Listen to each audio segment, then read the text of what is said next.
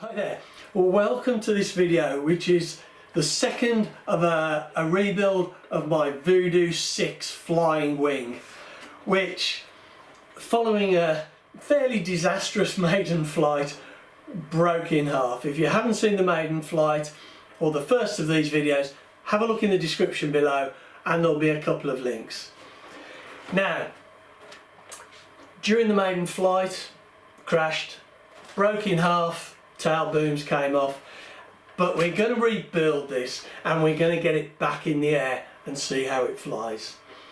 Now, at the end of the last video I still had the two sections of wing, but I was just about to start joining them together, and I discussed how I was going to put a brace here where the main wing spars are, and CA this leading edge with a little bit of a brace and the back here. Well, I've done that now and I've got it back as one, and it's all lovely and straight, which is actually kind of one of the most critical things, I think, getting it straight and true but also doing it lightly. I'll just zoom the camera in and we'll have a very quick look at what I've done here, and I'll point out what I'm going to do next to bring this back to flight. Okay, well, I've glued this together now, and there's the brace. We can see that I'd spliced into the wing here against the two spars and the shear webbing, and that went on to what is I don't know whether you can see in there, 1.5mm plywood brace that goes across this central section, and that's been epoxied in place. I'm trying not to use too much epoxy because I really want to keep the weight down.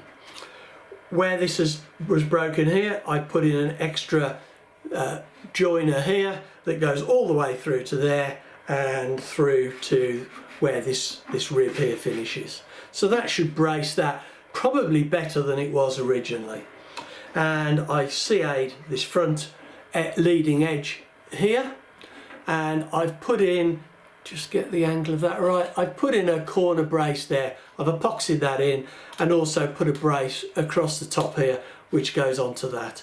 So I'm quite confident now that this is strong enough, or at least as strong as it was originally. You can see there I've CA'd the original sheeting, just hook that together. I've got a little bit to go in there which I'm going to do now, and I've got a new rib that needs to be made to go into the front there, and just that neatening up a little bit. And then from the look of it, the top is more or less done. I've got a rib to go in there which I just need to trim to size, and that will go right down to that trailing edge. Underside, a little bit more work to do. I was hoping to actually just butt the brakes together and glue it, but it just became a little bit too difficult trying to get everything lined up and getting it straight. So I'm going to cut out some of this nice and square and just sheet that with redo the sheeting, and I'll probably just put little bits of tabs under there just to stop the balsa from dropping down, and again I'm going to fill that in. So I'm going to start doing that now, and then we'll come back and we'll have a look at how we've got on. I think next time we come back I will probably have done all the balsa work, and it'll be ready for a finishing and a sanding, and sorry, getting ahead of myself, still got the booms to do. So we'll come back when that's done, have a look at it, and we'll have a look at getting these booms repaired. Well, I've now got all of the balsa work finished for the wing, just got the booms and the tail elevator to think about. So we've got the rib in here and all sanded nicely, got the sheeting on the back. If we turn it over, all the sheeting there is done, and I've profiled that or sanded it anyway. You'll get the odd blemish when it's covered, and you'll see the odd join line probably, but you know, it'll be fine. And the wing is lovely and straight and flat, which is nice, and we can see that. So and that tip's finished, and I've even fitted all of the hatches and made sure that they still fit correctly. And we've got the one there. Obviously I've still got the covering to do. There we go. So they all fit nicely once they're screwed down. That'll be good.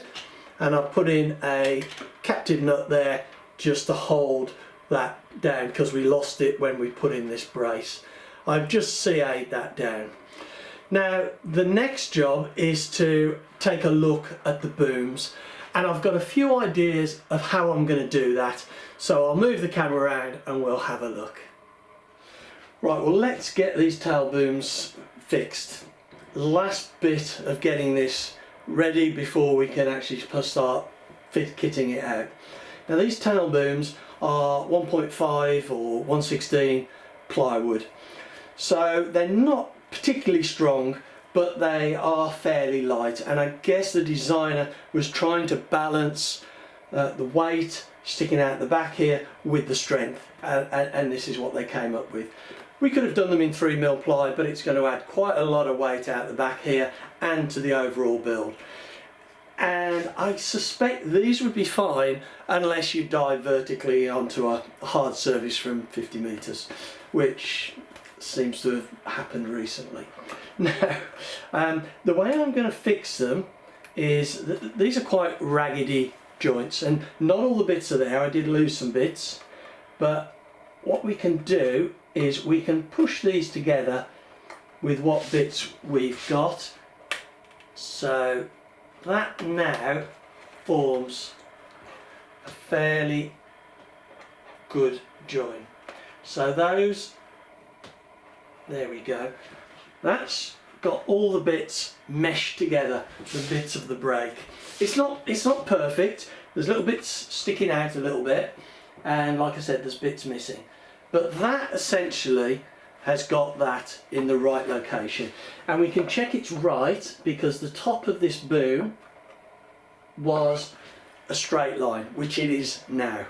So what I'm going to do, and I'll check this again before I do it, but I'm going to put some of my thin CA onto this join here just to hold it in place. It won't be very strong, but it will hold it in place. And then what I'm going to do is I'm going to get two 1.5mm plywood braces and glue them either side with epoxy. So I'll slap them on either side, only probably about 40 or 50mm maybe. I haven't really thought about this yet, probably only 40mm because I'm trying to keep the weight down. Either side, epoxy them and then clamp them, and that should provide a really good fix for that. Should make it strong, at least as strong as it was originally. On this one here, let me just take this off in case, I'm not sure if the clamp's in the way. This one here, I can't put two vertical pieces. I'm going to need to put two horizontal pieces. In fact, I may even cut a piece that can go vertically here, but then it's got a bit cut out that slips over the back of the wing like that. But it'll be more or less the same procedure. And again, I will CA it first like that. This one I may have to support because it's got a little bit more weight, and I don't really want to take this off because it's solid at the moment and it was epoxied. To repair this aerofoil on the back here, there was a bit broken out, so I've just CA'd a piece of balsa in the right thickness, and I'm just going to trim that to size and then profile it. Really easy 5-minute job. So I'm going to get on now and start to pull these booms together, and then we can start kitting this thing out and getting it finished. Well, we're definitely on the home stretch now, and we've got the wing finished and ready for covering, and I think the repairs have gone quite well and will be hardly noticeable once we've got the wing covered. Now, the only thing that I'm not 100% happy with, but I can live with it, is the repairs to the booms. And you can see there, you've got the plywood braces that have gone on. I just turn that around, you can see that side. I mean, the alternative really would have been to replace the whole booms and tie them into here so you didn't notice.